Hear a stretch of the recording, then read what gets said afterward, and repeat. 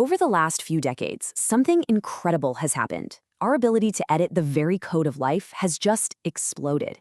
It's moved out of the realm of science fiction and straight into our farms, our courtrooms, and our hospitals. So this is the story of genetic engineering, a technology that holds incredible promise, but also some profound peril. And to really get a handle on just how fast this world is changing, you have to look at the numbers.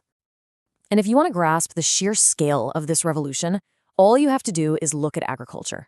Between 1996 and 2013, the amount of land used for biotech crops didn't just double or triple. No, it increased by a factor of over 100. That makes it by far the fastest adopted crop technology in all of modern history. But when something moves that fast, it kicks up a lot of dust. And this has ignited a fierce, fierce debate. So, are we looking at an agricultural miracle that could feed the world and maybe even help the environment? Or are we running a massive, uncontrolled experiment with our food and with our own health? To really understand this debate, you have to understand the science first. How exactly do you engineer life? Well, at the very heart of it is a process called transgenics. It's kind of like a biological copy and paste. Scientists can find a gene with a trait they want in one species, let's say a bacterium that produces a natural insecticide, and they can literally insert it into the DNA of a completely different species, like a corn plant. And boom, what you get is a genetically modified organism. So how do they get that new gene in there? Well, one of the most common ways is actually pretty clever. They basically hijack a harmless bacterium and turn it into a tiny little delivery truck. They load up the gene they want inside the bacterium, which then goes and infects the plant cell, dropping off the new genetic code right into the plant's own DNA.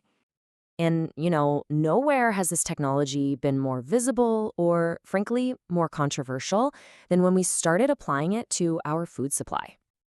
The fight over genetically modified crops is intense. On one side, you have proponents who talk about all the promise, less pesticide use, bigger crop yields, maybe even a way to fight climate change.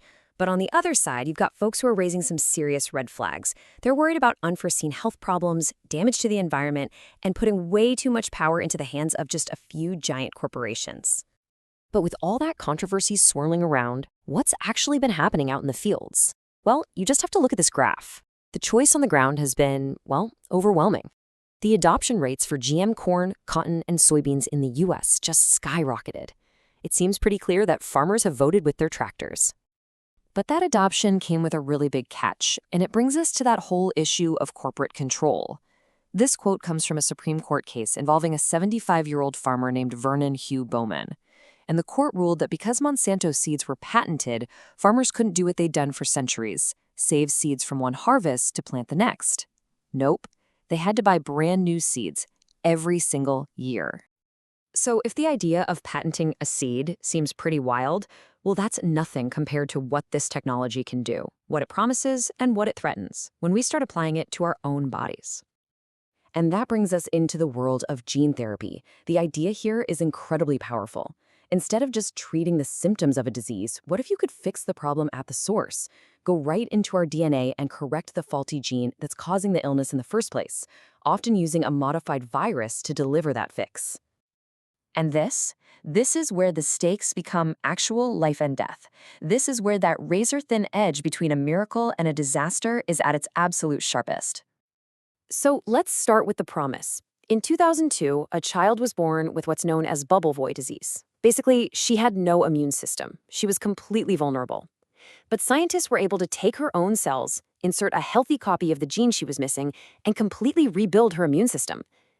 That's a true miracle of modern science. But that incredible promise is shadowed by real peril.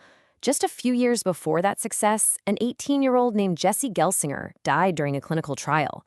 The virus that was supposed to deliver the cure instead triggered a massive, catastrophic immune response in his body. His death was an absolute tragedy and a stark reminder of the huge risks we're dealing with. So for years, the field was walking this tightrope. And then a new tool came along that changed everything: CRISPR.